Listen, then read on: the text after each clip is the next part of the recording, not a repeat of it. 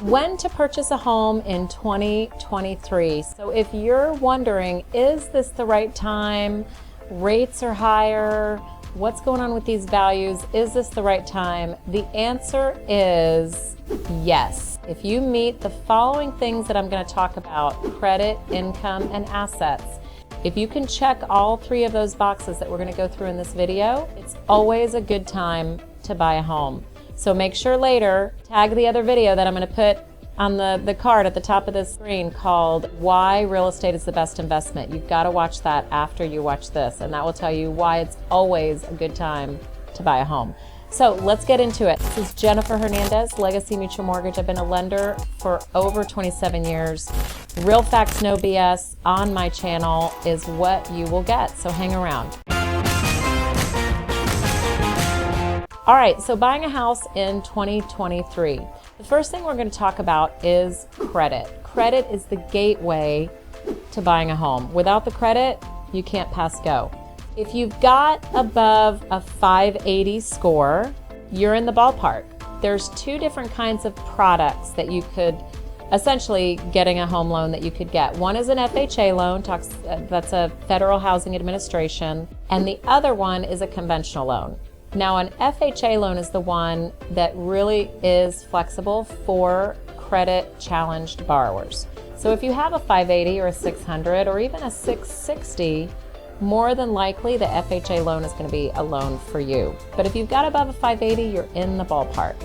Now, if you're doing a conventional loan or a jumbo loan, you more than likely definitely need something in the 700s. So this video is just generic about these things. We're not going to go specifically into credit. We'll put down in the resources and the description notes, we'll put some of my credit videos that talks to you about how to boost credit, how credit scores are determined. We'll give you those resources. So the first thing is credit. Let's say that credit, you are in the 600s, let's just say. So if you're definitely if you're in the 620 range, you definitely should apply for a loan because it's more than likely that you are going to qualify for something. The next thing that you want to have in play is your income. So for income, no matter what kind of loan you're getting, whether it's an FHA loan, a VA loan, a USDA loan, a conventional loan, or a jumbo loan, 2 years of income is going to be required. Now, let me clarify that. It's 2 years of history,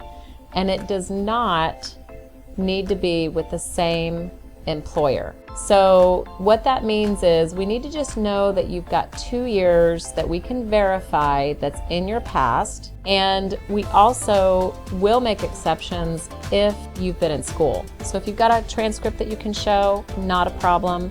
If you've got part of that 2-year history in another country, that's okay, as long as we can verify with that employer in that other country your employment history, and we can see something similar to some type of a tax earnings document, something depending on how that country reports income. So 2-year history of just being employed is required unless you meet one of those exceptions. Now, as far as the income, we are going to take your year-to-date pay stubs. We're going to see, are you paid hourly? Are you salary? And we're going to want to make sure that those year-to-date earnings, match that. Now, for things outside of salary, we're going to look for commission, bonus, and overtime. For those things, we go back to that 2-year history again. So depending on the type of loan that you're getting, the 2-year history doesn't always have to be with the same employer, but most of the time it does. So it's really important that you talk to a local lender as soon as possible so that you can find out what is applicable to you. But if you do make commission and bonus or overtime and need that to qualify, you will need more than likely a 2-year history with that buyer. Like I mentioned, there are some exceptions, so just be aware of that. Also regarding income, it's important to note how much of a house, according to lenders, can you usually afford.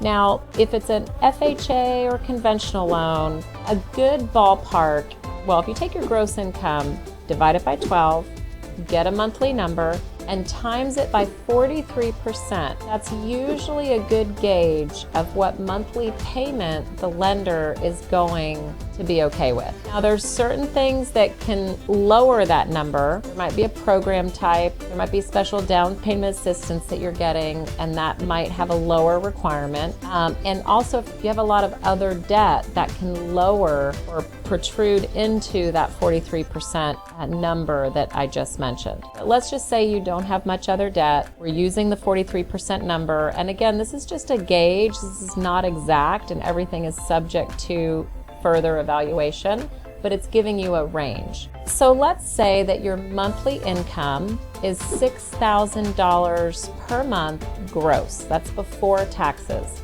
If we take that number times 43%, you get $2,580. That would be the approximate payment that potentially a lender is going to approve you for. Now, the price of a house that equates to $2,500 depends on your down payment. It depends on property taxes that are a part of your payment. It depends on PMI. So there's many factors that go into that. So we won't go over that in this scope of the video. But as a general rule, if you don't want to use the monthly payment amount for the gauge for how much house you could afford, you could also use your annual income. So another hack, if you want to call it that, is if you take your annual income and you times it by 3, that gives you the approximate max house price that you could qualify for. So for example, let's say you make $70,000 a year, times 3, that's $210,000. Now, there's some other things that could affect that. So you could be putting a larger down payment, so you might be able to afford more of a house.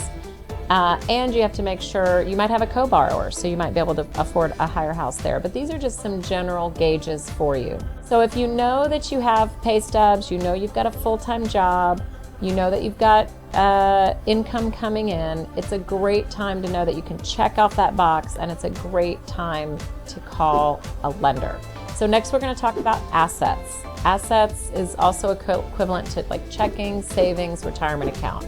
It's basically disposable money that is available for a down payment. So in general, if you're a first-time buyer, or if you're looking, even if you're a multiple-time buyer and you're looking to put a low down payment, if you have at least $10,000, for the most part, you're probably able to get in the game. Now again, disclaimer, depending on the part of the country that you're in, depending on down payment assistance programs that might be available in your state, that number could change. It could be higher or it could be lower. For the most part, you definitely need to have some savings unless you're a veteran, which veterans can get lots of credits. They can do 0 down. If you're a veteran, that number can go way, way down. But for the most part, if you have $10,000, then for sure you're in the ballpark. So again, this video, I'm trying to give you generalities to know, is this the right time? When can I buy a home? So we're talking about assets again, having a little bit of savings. If you have access potentially to down payment assistance, if you qualify for that, that will depend on the state that you live in. And also, you might have access to a gift from a family member. So many programs will allow for a gift in order to help you accomplish the down payment and or the closing costs. Now, I've got another video that I would like you to watch later that we'll put in the resources below, and it's about seller closing costs. So the seller can actually contribute to some of your closing costs as well. So you can also watch some videos about that. Again, we're talking about if you have some savings, it's time to go ahead and be like, you know what, it's time for me to talk to a lender. You're probably also wondering, when is it time for me to pre-approve? So we're gonna put a video at the end that's called Why Pre-Approve 6 months out. So that's gonna give you some more vocabulary and some more information. So thank you for sticking around. In summary, if you've got credit that's above 580, if you've got some savings, you've got a full-time job, that you're earning consistent income, you've got a 2-year work history of employment somewhere, not necessarily the same job, you are a good candidate to buy a house. Good luck. Call your local lender. Talk to you soon.